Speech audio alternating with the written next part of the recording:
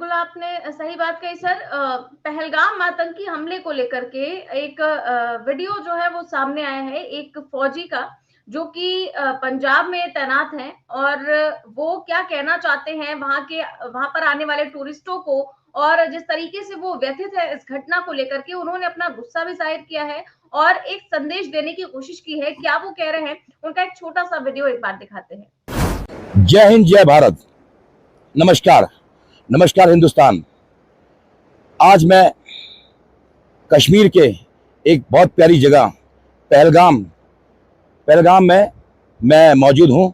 मतलब मैं on the way Pahalgam, यहाँ से अराउंड 16 किलोमीटर पहलगाम पड़ता है।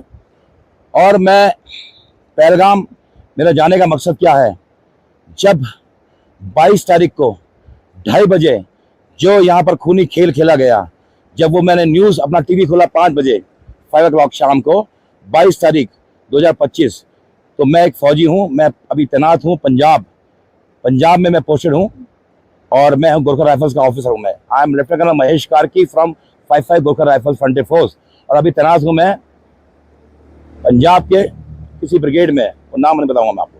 एनीवे, तो मेरा खून खौलने लगा कि यार ये क्या कर दिया इन लोगों ने, इतना मतलब नापाक, इतनी घिनौनी हरकत। देखिए, मैं कहता हूँ ठीक है, आप लोग आए, हमसे लड़े, जिनके पास गन है, चाहे वो इंडियन आर्मी है, पैरामिलिट्री फोर्सेस है, या वो पुलिस है। आप बेगुनाह के साथ में आपने जो ये काम किया है, ये आप बहुत बड़ी गलती कर गए, बहुत बड़ी गलती। और इसकी जो है सजा आपको इतनी बड़ी मिलेगी कि आपकी पाकिस्तान, मैं आपको बता रहा हूँ, ये वार्निंग है पाकिस्तान को, आपको वो सजा मिलेगी, आपकी 7 पीढ़ी याद रखेगी कि आपने कितना घिनौना काम किया है, एक नापाक हरकत।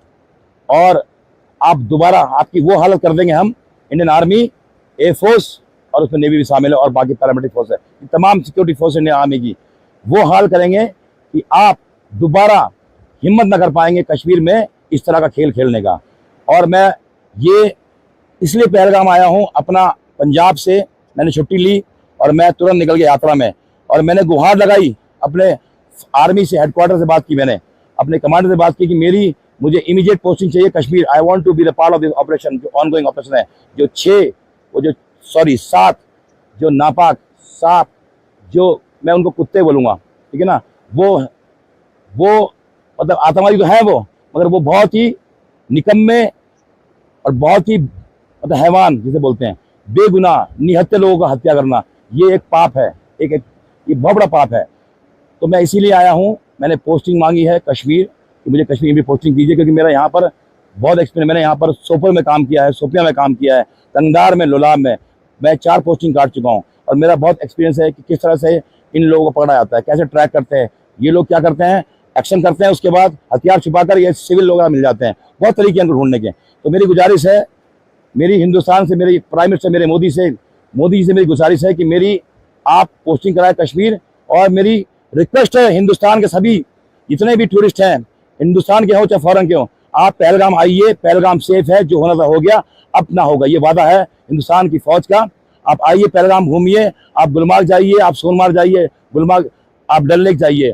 और यहाँ पर ये मैसेज है मेरे लिए, ये मैसेज है आप लोगों के लिए, अगर आप नहीं आएंगे कश्मीर, इस सीजन में नहीं आएंगे, तो यहाँ पर क्या होगा, टूरिज्म बंद होगा, तो यहाँ के जो युवा हैं वो बेरोजगार होंगे, और जब युवा बेरोजगार होता है तो वो तब उठाता है गन, वो उठाएगा गन, फिर दोबारा यहाँ पर कश्मीर में जो 1990 में जो खेल खिलाता था, फिर दोबारा वही आतंकवाद शुरू होगा। तो मेरी गुजारिश है हिंदुस्तान के लोगों से, और मेरी गुजारिश है भाई प्राइम मिनिस्टर मोदी जी, उनके पास 29 सीएम है, हर सीएम को बोलिए अपने अपने स्टेट से कम 5-5 लाख लोग यहाँ पर भेजें, और यहाँ पर टूरिज्म को बढ़ावा दें, नहीं तो युवा बेरोजगार होगा, वो आतंकवादी बनेगा। थैंक यू सो मच, जय हिंद, जय भारत। सर आपने सुना, ये हमारे देश के फौजी हैं, और किस तरीके से जो बात अपनी रख रहे हैं, इसी तरीके से अगर सरकार या सरकार के कोई भी मंत्री या गृह मंत्री या प्रधानमंत्री अगर बात बोल रहे होते, या उनको, आपको नहीं लगता कि ऐसा कहना चाहिए था, अपने टूरिस्टों को भी संदेश देना चाहिए था कि आप बिल्कुल सेफ है, आप यहाँ आइए, वरना यहाँ के लोग बेरोजगार हो जाएंगे। और साफ तौर पर जो उन्होंने गुस्सा जाहिर किया है पाकिस्तान के प्रति, इन सभी चीजों को लेकर आप क्या कहेंगे सर? नहीं, देखिए, जो कर्नल साहब ने बात कही, यही लोग, हम लोग भी यही कह रहे हैं। भाई, आप वहां के कश्मीरी जिन बेचारों का कौन, बताइए, कौन ऐसा चाहेगा कि उसके सारे रोजगार ठप हो जाएं, सब कुछ खत्म हो जाए? वो क्यों इस प्रकार के? वो तो टेररिस्ट। भाई देखिए, पहले क्या होता था, जब वहां रोजगार नहीं था और टेररिज्म था, तो 500 रुपए लेके पत्थर फेंका करते थे। जब वहां ट्रैंक्विलिटी आई, थोड़ी शांति आई, उनके रोजगार बढ़े, टूरिस्ट ने आना शुरू किया, उनको पैसा उसमें कमाने लगे, तो 500 रुपए का पत्थर क्यों कमाएंगे, 2000 रुपए अखरोट बेच के कमाएंगे, वो करने लगे। अच्छा, ये घटना की थी पाकिस्तानी आतंकवादियों, तो भारत सरकार कह रही है पाकिस्तानी आतंकवादियों ने की थी, तो यहाँ के लोगों को दोष देने का क्या मतलब है? अगर यहाँ के लोगों को दोष दे रहे हैं और क्योंकि वहां टूरिस्ट नहीं जाएंगे, वो लोग बेरोजगार होंगे, फिर वो बंदूकें उठाएंगे, फिर पत्थर उठाएंगे, फिर देश के सीमावर्ती इलाका है वो खतरे में पड़ेगा, तो देश की आंतरिक सुरक्षा खतरे में पड़ेगी। इतनी छोटी सी अकल की बात नहीं समझ में आ रही है, लेकिन गोदी मीडिया रोज शाम को नैरेटिव लेके बैठ जाता है, हिंदू मुसलमान, कश्मीरी कश्मीरी। अरे तो कर्नल साहब जो बात कह रहे हैं, ये बात तो बिल्कुल अकल की बात है और पूरा देश कह रहा है।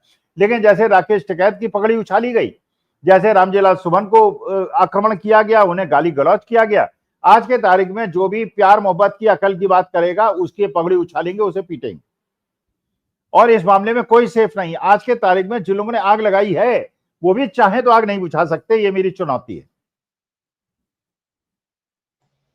बिल्कुल आपने ठीक बात कही सर, और बिल्कुल आपने ये सही बात कही कि जो भी प्यार मोहब्बत की बात करेगा वो इन सब चीजों में फंसेगा, और यही हो रहा है। जितने भी लोग सवाल उठा रहे हैं या प्यार मोहब्बत की बात कर रहे हैं, आपने देखा कि जो कर्नल की पत्नी जिन्होंने कहा कि भाई कश्मीरियों की इसमें कोई गलती नहीं, आप उनसे बदला ना ले, उनके खिलाफ भी कैसे जहर उगले जा रहे हैं, और मतलब इतनी खराब बातें, इतनी गंदी बातें की जा रही है कि आप सोच भी नहीं सकते। तो वाकई में आपने बिल्कुल सही बात कही कि ऐसा ही इस देश में हो रहा है और इस पर कंट्रोल किसी के वश में नहीं है।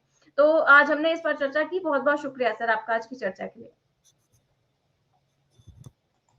तो आप देख रहे थे आज की चर्चा। पहलगाम आतंकी हमले को लेकर भी जो भी चीजें सामने आई उसको लेकर के हमने चर्चा की। कैसी लगी आपको हमें कमेंट बॉक्स में जरूर बताएं। चैनल को सब्सक्राइब भी करें और ज्वाइन भी। नमस्कार।